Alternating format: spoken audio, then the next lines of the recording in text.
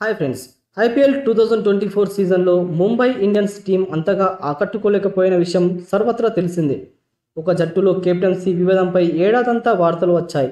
Season ఆరంభానికి ముందే రోహిత్ శర్మ స్థానంలో హార్దిక్ పాండ్యాను కెప్టెన్గా నియమించడంతో వివాదం మొదలైంది.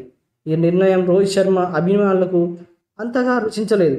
దీనికి ముంబై ఇండియన్స్ మైదానంలో రాణించలేకపోవడం, వ్యక్తిగతంగా హార్దిక్ పాండ్యా కూడా ఆకట్టుకోలేకపోవడంతో అతడిపై తీవ్రమైన విమర్శలు వచ్చాయి. వాకండే స్టేడియంలో అయితే కొంతమంది అభిమానులు పాండ్యాకు ఎగతాళి చేశారు.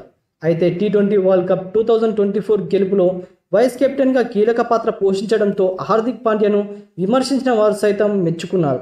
అయితే ముంబై ఇండియన్స్ కెప్టెన్స్గా హార్దిక్ పాండ్యాను నియమించిన తర్వాత ఏర్పడిన వివాదంపై టీమిండియా స్టార్ పేసర్ జస్ప్రీత్ బుమ్రాహ్ తొలిసారి స్పందించాడు. హార్దిక్ పాండ్యా కఠినమైన పరిస్థితుల్లో ఉన్నప్పుడు జట్టు అతడికి అండగా నిలిచిందని బుమ్రాహ్ చెప్పాడు. అభిమానులు భావోద్వేగానికి గురవుతారని మనం అర్థం చేసుకోవాలి. ప్లేయర్లు కూడా ఎమోషనల్కు గురవుతారు. అయితే ఒక భారత ప్లేయర్ అనే విషయం ఇలాంటి భావోద్వేగాలు ఎలాంటి ప్రభావం చూపించవు. అయితే ప్రతికూల పరిస్థితులపై సామానుకూలంగా స్వీకరించాలి. అభిమానులు మాట్లాడుతూనే ఉంటారు, వాటిని ఆటగాళ్లు వింటూనే ఉండాలి అని బుమ్రాహ్ పేర్కొన్నాడు. ఆటగాళ్లు గడ్డు పరిస్థితులు ఎదుర్కొన్నప్పుడు అతడికి స్నేహితులు అండగా నిలుస్తారు. కొన్ని విషయాలు మన నియంత్రణలో ఉండవు. అయితే వరల్డ్ కప్ గెలిచిన తర్వాత పరిస్థితులు అన్నీ మారిపోయాయి అని బుమ్రాహ్ అన్నాడు. ఈ మేరకు ఇండియన్స్ ఎక్స్ప్రెస్ అడ్డాకు ఇచ్చిన ఇంటర్వ్యూలో బుమ్రాహ్ చెప్పుకొచ్చాడు. కెప్టెన్సీ వివాదాన్ని అంత సీరియస్గా తీసుకోవాల్సిన అవసరం లేదు. ఇప్పుడు ఆటగాళ్లంతా అభిమాన ప్రజల ప్రశంసలు పొందుతున్నారు. అయితే ఈ పరిస్థితి ఎప్పటికీ ఉంటుందని చెప్పలేం. ఒక మ్యాచ్ ఓడిపోతే ఇప్పుడున్న కథ మళ్ళీ మారిపోవచ్చు.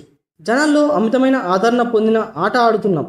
ఒక జట్టుగా ఒక వ్యక్తిని వదులుకోలేం. మేము ఒకరికొకరం సాయం చేసుకుంటాం. హార్దిక్ పాండ్యా యువకుడే కావచ్చు, కానీ అతడితో నేను చాలా కాలం క్రికెట్ ఆడాను.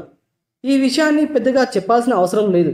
మేమిద్దరం కలిసి ఉన్నాం. పాండ్యాకు అవసరమైతే అండగా నిలిచడానికి నేను సిద్ధంగా ఉన్నాను అని జస్ప్రీత్ బుమ్రాహ్ చెప్పుకొచ్చాడు.